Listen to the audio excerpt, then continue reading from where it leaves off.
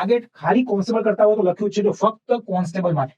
PSI છોકરાનો target હોય તો આમાં ના જોડાતા, તમારો હેતુ પૂરો નહીં થાય. આમાં ઇકોનોમિક્સ નહીં આવે, આમાં જાહેર વહીવટ નહીં આવે, આમાં ગુજરાતી અંગ્રેજી ડિસ્ક્રિપ્ટિવ નહીં આવે. તો આ હેતુ તમારો નથી. પીએસઆઈ વાળા નહીં જોડાવાનું, એમની માટે પુરુષાર્થ બેચ. તો આ બેચમાં 4 કલાક લાઈવ લેક્ચરનું આયોજન હશે. 4 થી 5 મહિના આપણે લાઈવ ભણીને સિલેબસ પૂરો કરીશું. મેં તમને કીધું એ પ્રમાણે તમારી લેક્ચર ટેસ્ટ, સ્ટાર્ટિંગમાં જીસીઆરટી વાળું આખું આયોજન છે, બેઝિક વાળું બધું બેઝિક શીખવાડી દેવામાં આવશે. રોજે રોજ તમારી બુકનું એક શેડ્યુલ છે, 100 દિવસ સુધી મેનેજ કરશો. કોઈ સાહેબ 100 દિવસ પછી જરૂર નથી બેટા, પછી રિવિઝનનો ટાઈમ આવ્યો, તો એટલા બધા ટેસ્ટ રોજ નહીં. રિવિઝન કરશો, 1-2 ટેસ્ટ આપશો, રિવિઝન કરશો, 1-2 ટેસ્ટ આપશો. બુક છે અમારી ટેસ્ટ, ટોપિક ટેસ્ટની બુક મોકલું છું અહીંથી. એ ટોપિક ટેસ્ટની બુક આખી કરજો કમ્પ્લીટ, આખી ડાયરી મોકલું છું.